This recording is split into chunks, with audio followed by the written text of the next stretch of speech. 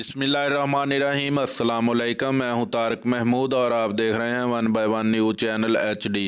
हुकूमत पंजाब की जानिब से पतंगबाजी करने वालों के खिलाफ पंजाब पुलिस को भरपूर कार्रवाइयां करने का हुक्म।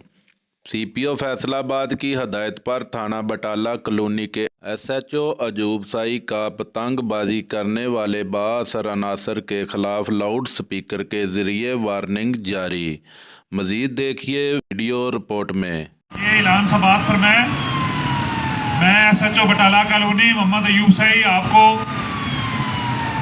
ये वार्निंग दे रहा हूँ कि ये जो छतों पर पतंगबाजी हो रही है, पतंगबाजी हवाई फायरिंग, इस पर हुकूमत पंजाब की तरफ से पाबंदी लगाई जा चुकी है और मैं बतौर SHO आपको खबरदार करता हूँ कि ये जो पतंगबाजी है ये फौरन खत्म कर दें।